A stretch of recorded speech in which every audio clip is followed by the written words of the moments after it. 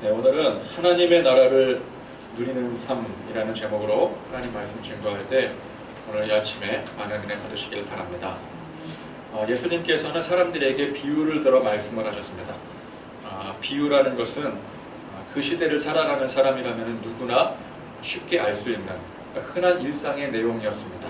그렇지만 내용 자체는 쉽게 이해할 수 있는 일상의 내용이었지만 그 깊은 의미만큼은 누구도 깨달을 수 없는 깊이의 말씀이었던 것이었습니다. 자, 이 비유의 말씀들의 핵심은 그것이 바로 하나님 나라의 비밀이라는 것이었습니다. 우리가 보통 하나님의 나라, 천국을 상상할 때 어떤 것들을 떠올리게 됩니까? 주일학교 때 주로 자주 불렀던 찬양 중에 파란 하늘 무지개라는 찬양 여러분 혹시 아십니까? 파란 하늘 무지개 고운 다리 건너면 주님 계신 하늘나라 황금성에 도착하지요. 저만 아는 찬양인 것 같아요. 그죠? 이거 되게 유명했던 건데 파란 하늘 무지개 고운 다리 건너면 주님 계신 하늘나라 황금성에 도착하지요. 또 요한계시록에도 보면은 이 각종 보석에 대한 그런 묘사들이 또 있습니다. 자, 그런데 이 뭐 황금성이라든지 보석에 대한 뭐 그런 묘사들이 극상의 좋은 것에 대한 비유이지 세상 좋은 것들에 대한 비유가 아니라는 것입니다. 그러니까 복음이 무엇이냐? 복음은 세상 그 어떤 것과도 비교할 수 없는 최상의 것이라는 거예요. 천국이 어떤 것이냐? 이 세상 그 어떤 것과도 비교할 수 없는 그야말로 낙원이라는 것입니다. 근데 사람들은 또 그렇게 얘기를 하면은 세상보다 더 좋은 것이야, 세상과는 비교할 수 없는 것이야, 그렇게 얘기를 하면은 이 세상보다 더 나은, 이 세상보다 더 좋은 것으로 그런 개념으로 생각을 하게 됩니다. 그러니까 그 비교 기준이 어디가 되는 거예요? 우리가 사는 이 세상이 되는 거예요. 이 세상과 비교했을 때, 내가 지금 살아가는 이 현실과 비교했을 때 보다 더 좋은 것. 그러니까 더 좋다라는 개념은 원래의 것과 비교하는 개념 아니겠습니까? 야, 저 집이 참 좋다 할 때 어떤 사람이 야, 우리 집이 더 좋아, 우리 집이 훨씬 좋아, 저 집에 비해서 우리 집이 평수도 더 넓고 인테리어도 훌륭하고 역세권이고 등등등. 그러니까 이것보다 저것이 비교해 봤을 때 더 좋다라는 이 비교의 개념이라는 거예요.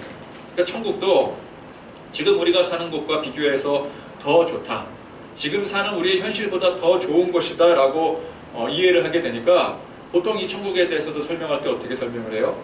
이를테면은 이제 야, 이렇게 맛있는 음식을 우리가 먹고 있는데 저 천국에 가면은 이것보다 훨씬 더 맛있는 음식을 마음껏 먹을 수 있다고. 우리가 뭐 맛있는 음식을 먹는다고 해도 못 먹어보는 음식도 많이 있잖아요. 그러면 천국에 가면은 뭐 못 먹어보는 음식 없이 그냥 하나님께서 막 진수성찬을 차려주셔서 그걸 마음껏 먹을 수 있다고. 뭐 뷔페 저리 가라라고. 뭐 그렇게도 이제 설명을 하곤 합니다. 근데 이거는 주로 이제 70년대, 80년대. 저도 이제 주일학교 다닐 때 천국에 대해서 설명 들을 때 이런 얘기들을 많이 들었던 것 같아요. 왜? 배고프니까. 먹을 게 별로 없으니까. 뭐 저는 뭐 그렇게 먹을 게 별로 없던 시대는 아니었었지만 지금에 비하면 그래도 먹을 게 그렇게 풍족하지는 않았던 시대였던 것 같아요. 그러다 보니까 천국에 대해서 설명을 할 때 여러 가지도 있겠지만 먹는 거 가지고 비유하는 것도 좀 많이 있었던 것 같아요. 그럼 요즘 버전은 어떻겠습니까? 요즘은 또 그렇게 뭐 무조건 먹는 거 뭐 그게 또 능사는 아니잖아요. 훨씬 맛있는 음식을 더 많이 먹을 수 있는데 살 안 쪄. 뭐 그렇게 얘기할 수 있겠죠. 비만에 안 걸려. 뭐 이런 건강해. 뭐 맛있는 거 초콜릿 같은 거 먹고 막 단 음식 같은 거 뭐 이렇게 막 그런 거 먹어도 살 안 찌고 비만 안 걸려. 그것이 천국이야. 뭐 그렇게 얘기할 수 있겠죠. 어떤 주일학교 학생이 선생님한테 질문을 합니다. 천국이 뭐 이것저것 다 있는 곳이라고 하니까 아니 뭐 천국이 이렇게 막 황금성이 막 돼 있고 뭐 이렇게 보석으로 치장돼 있고 그런 식으로 설명을 하니까 어떤 학생이 이제 선생님한테 얘기를 해요. 선생님, 천국에는 그러면은 게임도 할 수 없고 또 놀이동산 같은 것도 없고 온통 황금의 보석투성이라고 하면은 저는 별로 가고 싶지 않아요. 학생이 그렇게 얘기를 하니까 선생님이 뭐라고 대답을 해요? 아니야, 그건 네가 잘 몰라서 그래. 천국에는 여기서 하는, 네가 여기서 하는 게임과는 비교할 수 없는 그런 정말 재밌는 게임이 넘쳐나는 거야. 너 거기 가서 마음껏 할 수 있어. 그리고 롯데월드 한 10배 이상 되는 놀이동산도 천국에 다 있어. 그걸 걱정하지 말고 거기 가서 마음껏 누릴 수 있으니까 너 천국 사모해야 돼. 그럼 이제 그 친구가 뭐라 그러겠어요? 아, 그러면 저 천국 갈래요. 이러는 거예요. 천국 갈래요. 그러니까 이 세상에서는 아픔도 있고 고통도 있고 또 가난과 슬픔이 있지만 천국에는 이제 그런 아픔이 없고 또 고통이 없고 항상 부가 넘쳐나고 또 기쁨이 넘치는 것이라고 생각하는 그 기준이 어디가 기준이 되는 거예요? 항상 이 세상이, 우리가 사는 이 세상이 기준이 되는 거예요. 현실이 기준이 되는 거예요. 세상에서 부족했던 것 우리가 천국에 가면은 보상을 받듯이 마음껏 누릴 수 있는. 그러니까 이제 뭐 예를 들어 이제 이슬람교 믿는 사람들은 그러잖아요. 여기서 내가 이렇게 희생하고 헌신하고 또 생명까지 바칠 때 그들이 말하는 천국은 어떤 곳이에요? 그 천국에 가면은 여기서 누리지 못했던 것들을 마음껏 누릴 수 있다. 10명의 부인을 누릴 수가 있다는 거예요. 근데 그런 사상을 가지고, 그런 소망을 가지고 이제 좀 이렇게 반응이 느린 거 바꾸셔야 될 때가 있는 것 같아요. 자, 그래서 이제 세상과 비교했을 때 세상에서는 내가 여기서 누리지 못하지만 여기서 열심히 종교 생활도 하고 그만큼 열심히 충성해서 살아갈 때 나중에 가는 그 천국에서는 여기서 누리지 못했던 보상을 마음껏 누리는 그런 보상의 개념으로 천국을 생각하더라는 것입니다. 근데 천국은 단지 우리가 사는 이 세상과 비교해서 더 좋은 곳이 아니라는 거예요. 천국은 비교 대상이 없습니다. 이 세상보다 덜하는 개념이 아니라 이 세상을 완전히 초월한 곳이 천국이라는 거예요. 사람들 상상력은 뭐 이렇게 뭐 칙칙한 도로, 먼지 풀풀 나는 그런 비포장 도로와는 비교할 수 없을 만큼 아름다운 황금길이 펼쳐져 있을 것이고, 쓰러져가는 낡은 집과는 비교할 수 없을 황금으로 쌓여진 그 성과 같은 황금성. 그러니까 우리 상상의 한계 속에서 천국을 그리고 소망을 한다는 거예요. 그러나 천국은 우리 그런 상상의 한계 안에 머무르는 곳이 아니라는 것입니다. 어떤 사람이 꿈속에서 혹은 환상 속에서 천국을 다녀왔대요. 천국을 다녀왔습니다. 그래서 그 천국에 대해서 상세한 묘사를 하기도 해요. 간증도 하고 책도 써서 내고, 천국에 관한 책이나 뭐 그런 자료들 많이 있잖아요. 그 이제 천국을 내가 직접 갔다 왔다, 경험해 봤다, 하나님이 보여주셨다. 그런데 우리가 여기서 생각해야 될 게 그게 뭐 진짜냐 가짜냐 그게 중요한 게 아니라 생각해 보십시오. 이 하나님께서 그 사람에게 천국을 보여주시더라도 그 사람이 인지할 수 있는 그 초월의 것을 보여주실 수가 없는 거예요. 그죠? 사람이 상상할 수 있는 그 인지할 수 있는 그 이상의 범위를 보여주실 수가 없는 거예요. 그러니까 우리가 차원이 다르다라는 표현을 하잖아요. 근데 우리는 이제 뭐 예를 들어서 이를테면 3차원의 세계에 살고 있습니다. 4차원의 세계를 보여줘도 우리는 이해를 못하는 거예요. 그 지각을 넘어서지를 못하기 때문에. 그러니까 이 사람들이 어떤 뭐 이렇게 내가 천국을 경험했다, 뭐 갔다 왔다라고 하는 그 경험조차도 그 사람이 인식할 수 있는 그 상상 안에 있는 거예요. 하나님이 그 가운데 보여주시는 거예요. 그 사람이 인지 내에서의 최상의 것을 보여주시는 것입니다. 그러니까 진짜 천국은 이런 곳이다, 이곳이다라는 그 천국을 보여주시는 게 아니라 그 사람이 이제 인지하는 가운데 야, 천국이 그만큼 좋은 것이구나라고 천국이 좋은 것이라는 것을 알게 하기 위해서 하나님께서 보여주시는 것이지 그게 진짜 천국이 아니라는 거예요. 자, 어떤 사람이 천국에 가보니까 뭐 천국 갔다 온 사람 중에서 이렇게 표현하는 사람들 있잖아요. 아까 말했던 것처럼 온통 황금길, 황금길 나오는 이유가 뭐예요? 사람들이 갔다 온 사람들이 그렇게 표현을 하니까 아, 천국에 황금길이 있나 보다, 황금성이 지어져 있는가 보다 그러는 거죠. 근데 그게 진짜 천국의 모습이라고 한다면 저 같은 사람은 막말로 천국에 별로 흥미가 없는 거예요. 저는 보석이 왜 좋으냐면은 보석이 비싸니까 좋은 거거든요. 만약에 보석이 비싸지가 않다, 흔해 빠진 거다, 그럼 좋을 게 하나도 없어요. 저는 보석 자체에는 아무런 감흥이 없는 거예요. 저는 집이 온통 보석으로 치장되어 있는 것보다 그냥 푹신한 소파에다가 각종 편의 장비로 그냥 세팅이 되어 있는 그런 게 훨씬 더 좋아요. 아, 보석이 좋아하는 사람이야, 이제 보석이 세상 최고의 것이야 라고 보석에 대한 가치를 아는 사람이야 이제 뭐 집이 보석으로 치장되어 있고 뭐 길이 황금길이고 그러면 그 좋다고 하겠지만 저는 그 보석의 가치를 잘 모르겠거든요. 이게 비싸다니까 좋은 거다 그러는 거지 그 자체를 보고는 별로 감동을 못 받아요. 그러니까 저는 보석으로 치장된 집이 하나도 반갑지가 않은 거예요. 황금으로 된 길 하나도 반갑지 않아요. 황금으로 된 길이 있다면 잠깐 그 앞에서 기념사진 찍기에는 좋을지 모르겠지만 여러분, 제가 생각할 때 길을 걸을 때는 우레탄 길이 제일 좋고, 아니면 흙길, 그죠? 길을 걸을 때는 잔디밭 뭐 그런 게 좋죠. 아니면 이제 운전할 때는 아스팔트 길이 최고예요. 근데 고속도로가 참 이렇게 돈을 좀 들여서라도 좀 아스팔트로 깔았으면 저 이제 포천 고속도로가 그럼 얼마나 좋을까라는 생각도 좀 합니다. 도로는 아스팔트죠. 황금길이면 얼마나 불편하겠어요. 눈부시고. 성경의 천국에 대한 묘사로 뭐 온갖 보석으로 치장된 것을 설명하는 것은 진짜 천국이 그렇다라는 것이 아니라 그만큼 천국은 환상적인 것이다, 좋은 것이다라는 것을 묘사하기 위해서 그렇게 우리 표현에서 우리가 생각할 때 보통 많은 사람들이 인정할 수 있는, 보통 사람들이 금, 보석하면 최고의 것으로 인정해 주잖아요. 그러니까 그것을 빗대서 설명을 하는 것이지 진짜 천국이 그런 것이 아니라는 거예요. 여러분, 천국, 이 하나님의 나라는 우리가 감히 상상할 수 없을 정도로 좋은 곳이라는 것입니다. 근데 상상할 수가 없어요. 우리 상상의 한계를 초월하는 것이에요. 그러니까 세상과 비교할 필요도 없습니다. 우리가 천국 백성, 하나님의 백성이 된다는 것은 세상과 완전히 분리되어서 완전하게 구별된 거룩한 하나님의 사람이 된다는 뜻이잖아요. 그죠? 세상의 백성과 하나님의 백성은 완전히 다른 거예요. 근데 그런 하나님의 온전한 백성이 영원히 거할 처소가, 그것이 이 세상과 비교될 수 있는 그런 곳이 될 수는 없는 것입니다. 우리가 예수 믿고 완전히 다른 사람이 되었듯이 천국도 완전히 다른 곳이 되는 거예요. 그래서 천국은 우리가 이제 완벽하게 변화되면서 저 천국에 들어갈 때는 이제 영화의 단계라고 하죠. 영화의 단계. 지금 우리가 이제 성화의 단계를 살아가고 있다면은 천국에 들어갈 땐 영화의 단계라고 합니다. 정말 하나님의 백성으로 완벽하게 변화가 되는 거예요. 그래서 그 영화의 단계에서 이제 그 천국을 거하게 될 때까지는 천국은 아무도 알 수가 없는, 상상도 할 수 없는 것이에요. 자, 그런데 지난 시간에도 이 천국에 대한 비유를 말씀을 드리면서, 그러나 저 천국과 지금 우리가 사는 이 세상에 분명한 연결고리가 있다고 했습니다. 그러니까 세상과는 비교할 수 없을, 뭐 우리가 상상조차 할 수 없는 것이 천국이지만, 그럼에도 불구하고 우리가 사는 이 세상 속에 저 천국과 분명한 연결고리가 있었더라는 거예요. 그러니까 우리 주님께서 우리가 비록 이 세상을 살아가고 있지만 이 세상에서도 작은 천국을 경험할 수 있도록 배려를 해주신 것입니다.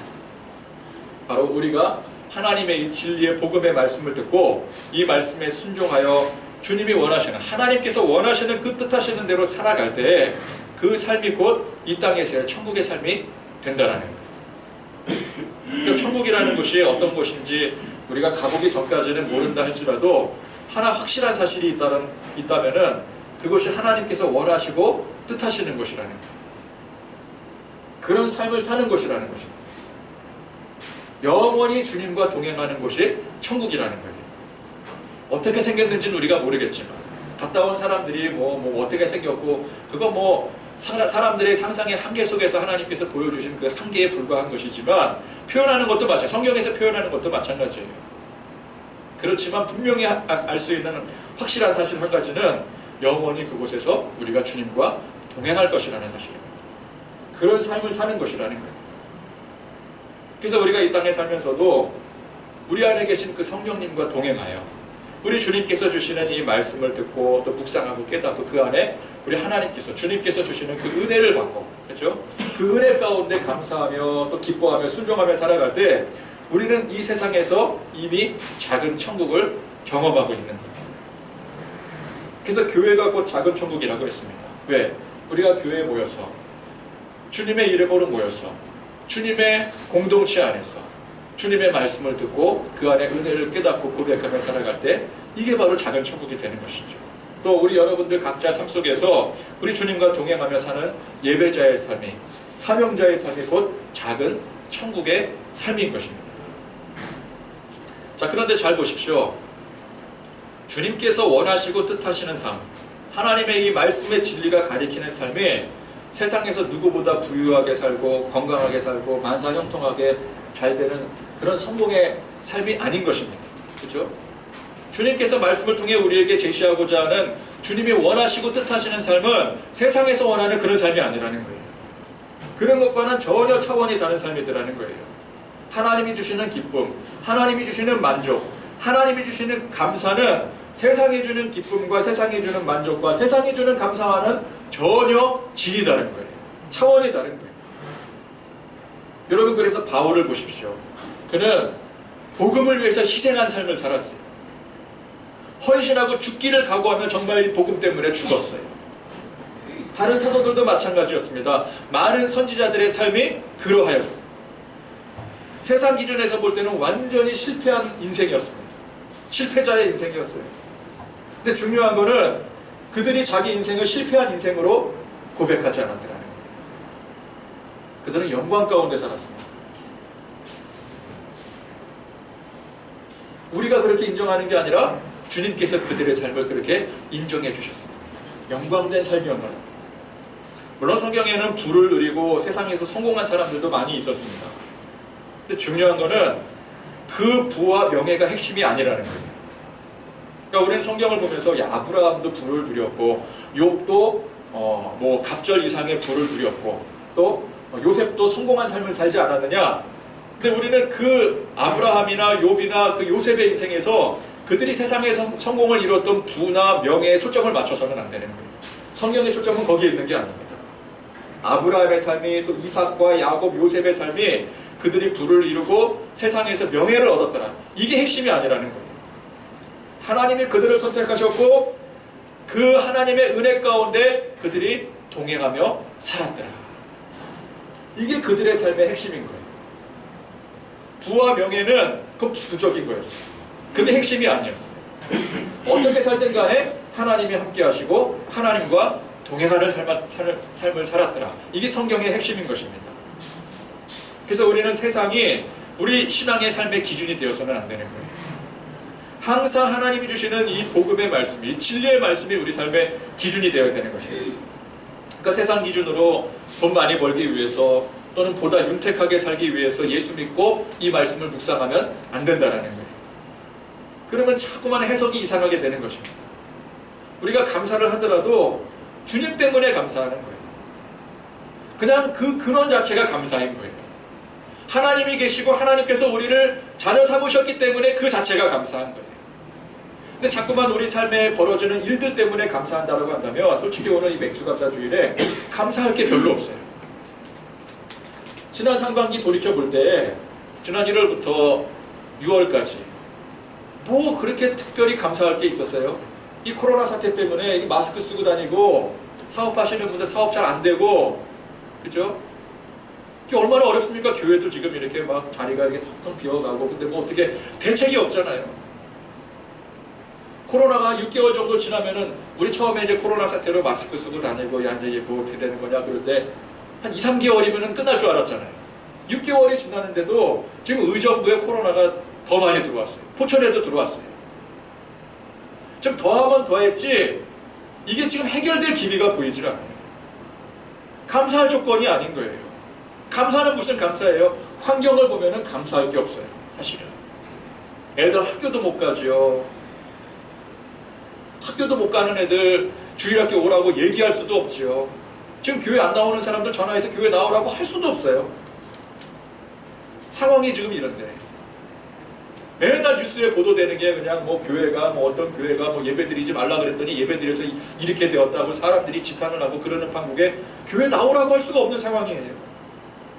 환경을 보면은 조건을 보면은 감사할 게 전혀 없어요. 그러니까 우리가 세상이 기준이 되어서 말씀을 해석하고 또 감사도 그렇게 하게 되면은 감사는 유동적이 되게 돼요. 그러나 근원적인 감사. 하나님이 존재하시고 하나님의 존재에 대한 감사. 그 하나님께서 우리를 자녀 삼으셨다는 사실. 그럼에도 불구하고 항상 인도하신다는 그 사실. 우리는 그것 때문에 감사할 수 있는 거예요.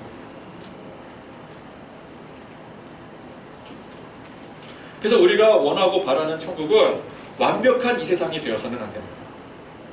그곳에 가면 돈 문제 해결되고 또 건강 문제 해결되고 직장 문제도 해결되고 그런 것들이 모조리 해결이 되어지는 유토피아적인 것이 그게 천국이 아니라는 거예요.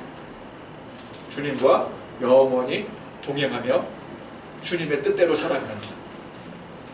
그래서 우리는 이 땅을 살아가면서부터도 그 천국의 삶을 알아야 되는 거예요. 그것이 어떤 곳인지 주님과 동행하는 연습을 해야 되는 것입니다. 한 걸음 한 걸음. 그렇죠? 자, 그래서 예수님께서 비유로 말씀하신 하나님의 나라, 이 천국의 비밀은 장차 너희들이 천국에 거하게 될 텐데 천국은 이런 곳이야, 천국은 이렇게 생긴 곳이야, 천국이 어떤 곳인지를 묘사하는 말씀이 아니에요. 가만히 보면은 이 예수님께서 이 하나님의 나라의 비밀이라고 말씀하신 그 비유의 내용들을 들여다보면은 이 땅에서 성도가 성도답게 사는 모습을 묘사하는 말씀이더라고요. 천국의 모습이 아니에요. 진짜 천국의 모습이 아니에요. 이 땅에서의 작은 천국의 모습을 예수님께서는 비유를 들어서 묘사를 하시는 거예요. 즉 성도가 성도답게 살면은 그 삶 자체가 작은 천국이 된다는 말씀인 것입니다. 그러니까 천국은 이렇게 좋은 곳이다, 뭐 이렇게 훌륭한 곳이니 너희들 소망 가지고 열심히 살아라, 그게 아니라 지금 이 땅에서 살아갈 때 우리가 주님 말씀 잘 듣고 또 은혜 받고 순종하며 살면은 그것이 곧 천국의 삶이라는 거예요. 그러니까 저 너머 멀리에 있는 천국을 설명하는 것이 아니라 지금 이 땅 가운데 천국을 설명하고 계시는 것입니다. 그러니까 오늘 말씀도 그런 맥락입니다. 세 가지 비유의 말씀을 오늘 말씀하고 계시는데, 첫 번째 비유를 보면은 등불을 등경 위에 둬야 된다고 했어요. 등불은 등경 위에. 자, 등불의 역할이 무엇입니까? 등불은 다른 거 없습니다. 어둠을 밝히는 게 이게 등불의 역할이에요. 물론 등불 가지고 다른 것도 할 수 있어요. 쥐포도 거먹을 수 있을 것이고, 필요하면은 추울 때 따뜻하게 손을 녹일 수도 있겠지만, 등불로서의 역할을 제대로 하는 것은 어둠을 밝히는 거예요. 밤에, 캄캄한 밤에, 그죠? 아니면 이제 캄캄한 곳을 들어갈 때 등불을 들고 들어가게 되는 것이죠. 자, 그러면 등불은 어디다 둬야 됩니까? 등불은 적당한 높이에 둬야 되죠. 너무 높은 곳에다 등불을 매달게 되면 어떻게 돼요? 그 등불이 비추는 범위를, 이 한계를 넘어서기 때문에 제대로 비추지 못할 것입니다. 또 너무 낮은 위치에 둬도 이 등불이 이제 효율적으로 비출 수가 없게 되겠죠. 등경이라는 게 뭐예요? 등경은 등불을 적당한 위치에 놓을 수 있는 도구입니다. 그러니까 등경 위에 등불을 올려놓을 때 그 등불이 밝힐 수 있는 최대한 범위까지 골고루 빛을 밝힐 수가 있게 되는 것이죠. 그러나 오늘 말씀에서처럼 말 아래나 평상 아래 두면 어떻게 되겠습니까? 물론 말 아래 둬도 그 밑에는 밝혀지겠죠. 평상 아래도 밝혀지겠죠. 그러나 바닥만 비추게 되는 거예요. 비효율적이 되는 거예요. 자, 이 말씀에서의 등불은 복음의 진리, 진리의 말씀을 의미하는 것입니다. 그럼 일단 진리의 말씀은 숨길 필요가 없다라는 거예요. 등불이 어둠을 비추라고 존재하는 것처럼 하나님의 진리의 말씀, 복음의 진리의 말씀은 이 거짓과 속임수로 얼룩진 세상의 어둠을 밝혀야 되는 거예요. 밝히는 사명이 있는 거예요. 예수님께서 십자가를 지시기 전까지는 진리의 말씀이 완전한 말씀이 아니었습니다. 구약의 말씀은 완전한 말씀이 아니에요. 신약과 짝을 이룰 때 비로소 완전한 하나님의 말씀이 되는 것입니다. 복음이 되는 거예요. 그래서 이 예수님이 십자가 지시기 전까지는 이 구약의 말씀, 이 반쪽짜리의 말씀을 굳이 등경 위에 올려서 세상을 비출 필요가 없었어요. 그래서 어떻게 했어요? 유대인에게만 그 말씀을 주셨어요. 유대에게 한정적으로. 말 아래 두든지 등경 밑에 두든지 평상 아래 두든지 상관이 없었어요. 왜? 완벽한 말씀이 아니기 때문에, 완벽한 진리가 아니기 때문에. 그러나 예수님께서 십자가를 지시고 참된 복음으로 이 진리의 말씀이 완성이 되어지고 나서는 이 빛 대신 진리의 말씀은 이제는 제자리를 찾아서 이 어둡고 어두움의 세상을 환히 비춰야 되는 것입니다. 온 세상에 빛을 비춰야 되는 거예요. 복음 안에는 이방인이 없는 것입니다. 이전까지는 유대인, 이방인 구분이 되어졌지만 이 복음이 완성되고 나서부터는 이방인의 경계가 허물어진 거예요. 이방인에게까지 그래서 복음이 전파되는 거예요. 그래서 진리의 복음으로 예수님을 영접하고 하나님의 자녀가 된 우리가 마땅히 이 진리의 말씀을 온 세상에 선포해야 되는 것입니다. 그것이 주님이 우리에게 주신 사명이라는 거예요. 비밀스럽게 우리만 알자, 말 아래, 평상 아래 둘 필요도 없는 것이고, 그건 유대주의예요, 유대주의. 그렇죠? 그렇다고 해서 저 높이 이 말씀이 얼마나 이게 신성한 것이냐, 그래서 이 말씀을 저 높이 신선 노름하듯이 알듯 모를 듯한 위치에다가 매달아 놓고, 천장에다 매달아 놓고, 저 나무 꼭대기에다 매달아 놓고, 그렇게 할 필요가 없는 거예요. 중세 카톨릭 사상이 그랬었죠. 그렇죠? 모든 사람이 골고루 그 빛을 볼 수 있는. 그래서 등불은 등경 위에 두라는 거예요. 자, 그런데 이 등불이라고 하는 것은 생각하기에 따라서 별로 밝은 불이 아닐 수도 있습니다. 그렇죠? 그 당시에는 그 등불이 그래도 들고 다닐 수 있는 등불 중에서는 제일 밝을지 몰랐지만 그거 가지고 온 세상을 다 밝힐 수는 없는 거예요. 자기 주변만 밝히는 거예요. 그죠? 그러니까 우리가 복음의 진리의 말씀 들고 설 때에 그 빛으로 우리가 들고 있는 이 복음의 빛으로 세상 전부를 밝힐 수는 없는 거예요. 그죠? 근데 중요한 게 무엇입니까? 아무리 작은 불빛 하나라 할지라도 그 불빛은 그 불빛 주변의 어둠을 반드시 물리친다. 그 불빛을 들고 있는 그 주변의 어둠은 반드시 소멸이 되어진다는 것입니다. 어둠은 그 속성상 빛을 만나면 물러가게 되어 있어요. 이게 중요한 것입니다. 하나님은 뭐 대형 서치라이트를 가지고 뭐 그걸 등경에다가 올려놓고 세상을 비추라 그렇게 말씀하지 않으셨어요. 작은 등불이라 할지라도 그걸 등경 위에 올려놔서 세상을 비추라. 세상 전체를 비추지 못한다 할지라도 그 불빛이 비출 수 있는 만큼은 비출 수 있다는 거예요. 우리가 아무리 열심히 복음을 전해도 그 효과가 미미합니다. 전도를 열심히 해도 열심히 전도한다고 해서 교회가 부흥되지가 않아요. 열심히 전도한다고 누가 변화가 됩니까? 특히 지금 같은 이 시기에 전도를 해도 전도가 전혀 먹히지를 않는 그런 시대를 우리가 살아가고 있어요. 지금 현실 자체가 그렇죠. 그러나 분명한 사실은 뭐예요? 우리가 진리의 복음을 그럼에도 불구하고 들고 세상 가운데 나아갈 때 반드시 그 빛이 어둠을 물리친다. 비록 그 효과가 우리가 볼 때 미미할지라도 아예 없는 것처럼 보일지라도 반드시 이 복음의 능력은 세상의 어둠을 물리친다라는 그 사실을 우리가 믿고 나가야 되는 것입니다. 그래서 우리는 성과에 연연해서는 안 됩니다. 등불 그거 보자 그거 뭐 얼마나 되겠어요. 지금 시대에 비추어 본다면 이 등불은 아무것도 아니에요. 그렇죠? 성과에 연연하면 안 돼요. 우리는 복음 그 자체에 집중해야 되는 거예요. 빛 그 자체에 집중해야 되는 거예요.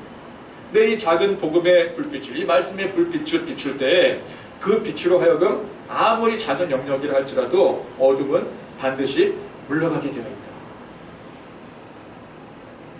강단에서 하나님 말씀 선포할 때 아무리 그것이 미미해 보일지라도 듣는 사람 한 사람 한 사람 마음이 분명히 그 마음 가운데 빛으로 빛을 비추게 될 것이다.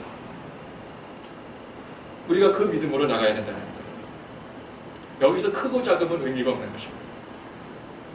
그 믿음으로 당당히 복음 선포하고 나가는 것이 바로 등경 위에 등불을 올려놓는 행위인 거예요. 전도하면 뭐해? 지금 특히 전도하면 뭐해? 아무 효과도 없고 지금 이렇게 욕을 먹고 있는 상황입니다. 근데 그거는 등불을 말 아래나 평상 아래에 두는 것입니다. 아무리 작은 빛이라도 들어서 비출 때에 거기에 효과가 나타난다는 거예요. 자, 두 번째, 무엇을 듣든가 스스로 삼가라고 했습니다. 우리는 많은 소리를 듣고 살아가고 있습니다. 수많은 정보 중에서 어떤 것이 참 정보인지 또 어떤 것이 거짓 정보인지 분간하기 힘들 정도로 세상에는 정말 많은 소리들, 많은 정보들이 산재해 있어요.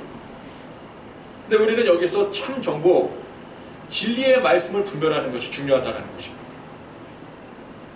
이 말씀에서 스스로 삼가라는 것은 진리가 아닌 것에 대해서 삼가라, 즉 진리를 제대로 분별하라는 뜻입니다.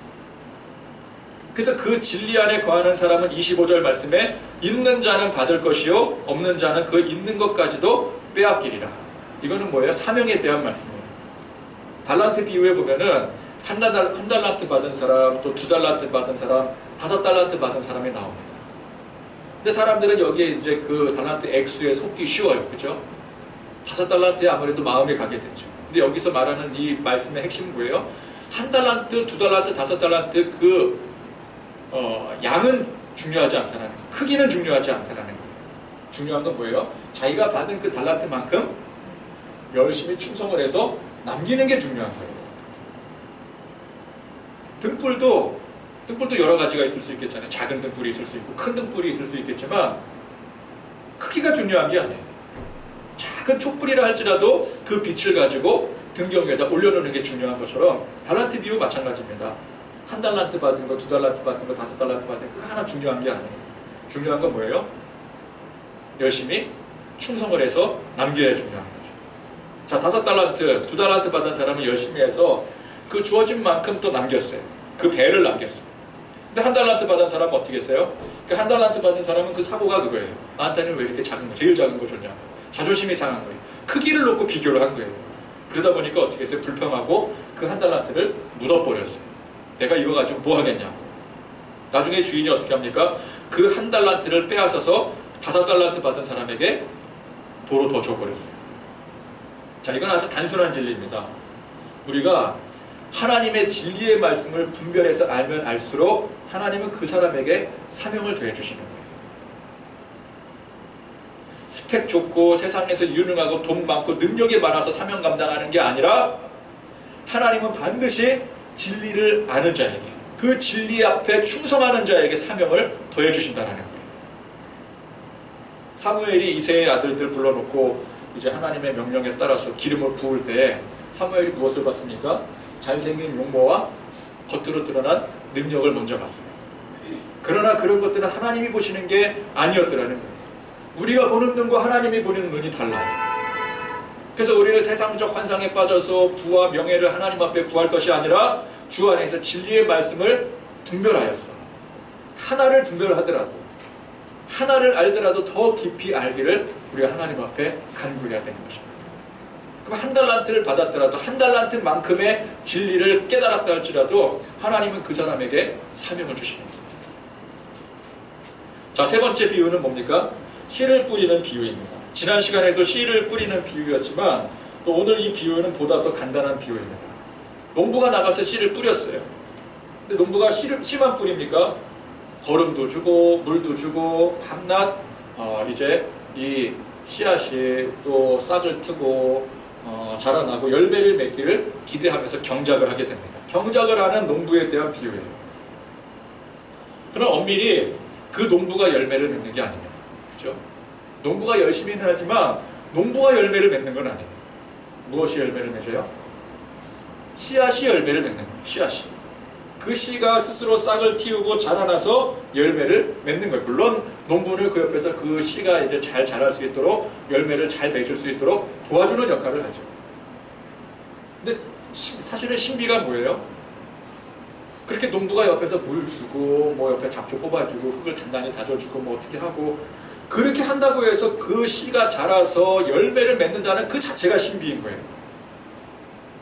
생각해보면 이건 대단한 신비 아닙니까? 우리는 워낙에 작물들이 잘 자라니까 당연히 자란다라고 생각할지 모르겠지만 가만히 생각해보면은 씨 하나를 심었을 뿐인데 그게 뿌리를 내리고 그게 자라나고 양분을 받아서 자라나고 나중에 열매를 주렁주렁 맺히는 그 자체가 이게 정말 신비로운 일이에요. 여러분, 이거는 우리가 할래야 할 수가 없는 일이에요. 씨앗이 아무것도 없는 상태에서 예를 들어서 옥수수를 열매를 맺게 해라 그러면 그 아무도 못하는 일입니다. 아무리 유전공학을 연구를 해도 그 씨앗을 만들어내지를 못해요. 씨앗은 항상 열매에서 받아야 되는 거예요. 그러니까 그 자체가 신비인 거죠.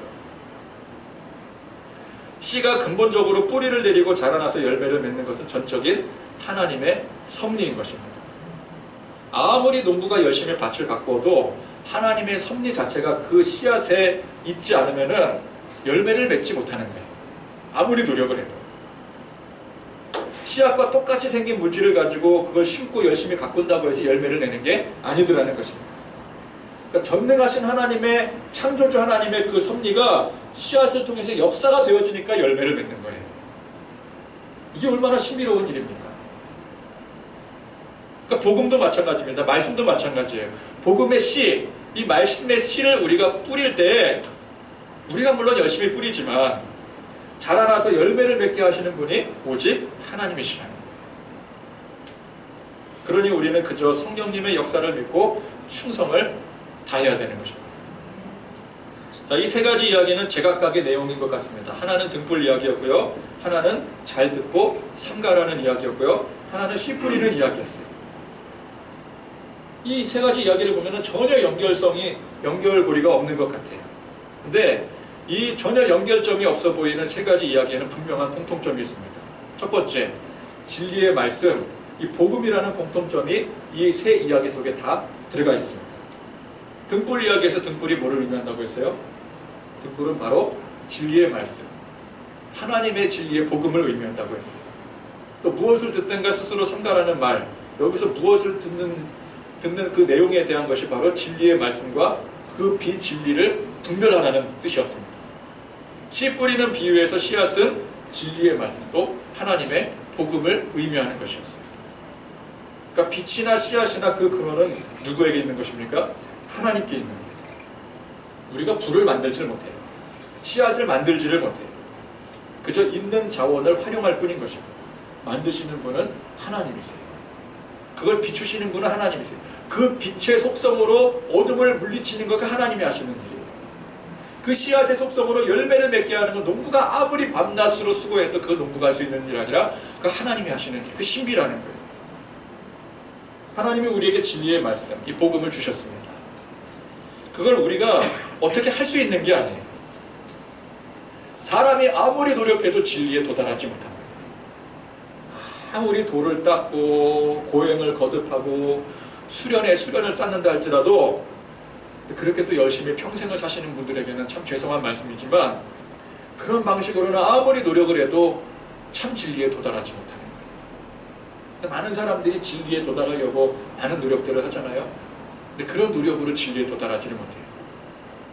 여러분, 진리는 하나님께서 주셔야지만 되는 것입니다.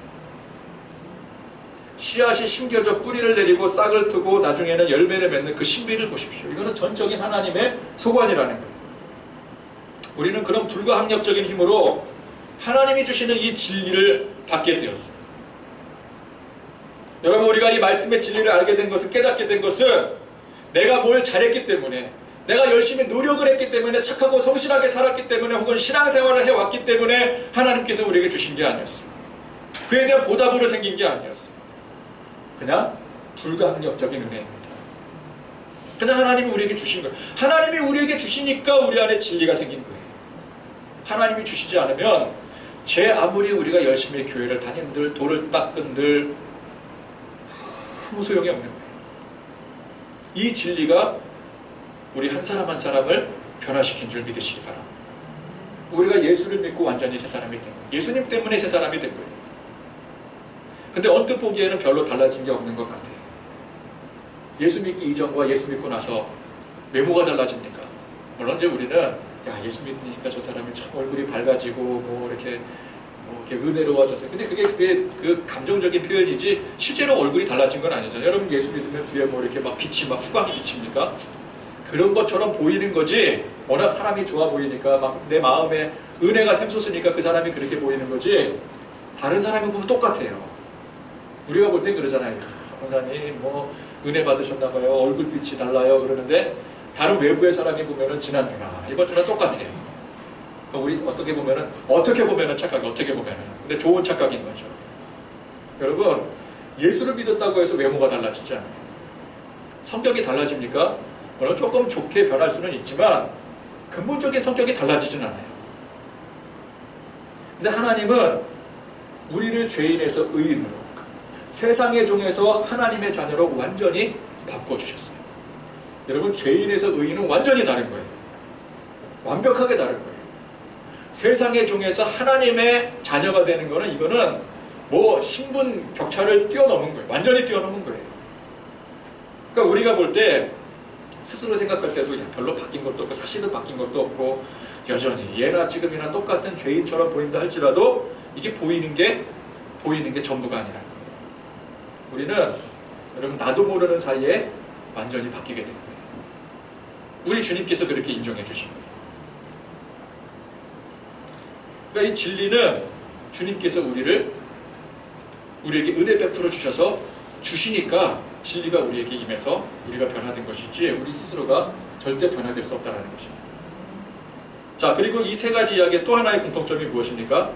말씀의 진리를 받은 우리가 그 진리의 복음을 세상에 열심히 전파해야 된다는 거예요. 등경 위에 등불을 올리라는 말은 제 위치에 세상을 비추라는 말씀입니다. 진리를 전파하라는 말씀입니다. 스스로 삼가 들을 때 더 받게 된다는 것은 말씀의 진리를 우리가 스스로 삼가 깨닫게 되어줄 때 그것을 전하는 사명을 우리에게 더해 주신다는 뜻이었습니다. 씨앗이 싹을 틔우고 열매를 맺는 것은 그 농부가 할 일은 아니지만 분명한 것은 그 씨를 뿌리는 자가 농부라는 거예요. 그리고 거기에 열매를 맺게 된다는 것입니다. 그러니까 우리가 진리의 말씀을 뿌리고 열매를 수확해야 된다는 것이죠.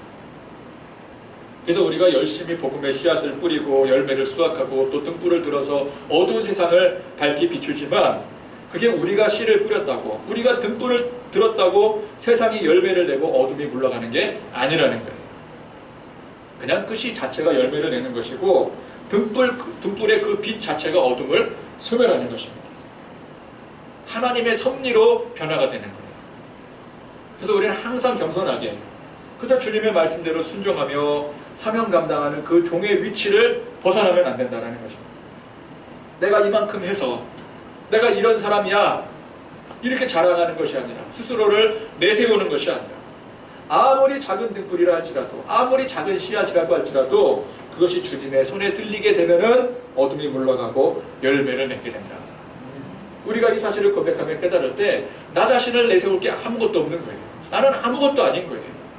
그저 이 연약하고 부족한 죄인을 우리 하나님께서 긍휼히 베풀어 주셨어. 나에게도 이런 사명을 주셨다는 그 자체에 감사한 것입니다.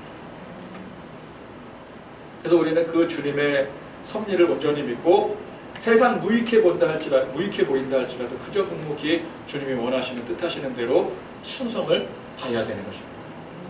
누구도 예배하지 않는 곳에서 예배자가 되고 누구도 전하지 않는 곳에서 전하는 자가 되어야 되는 것입니다.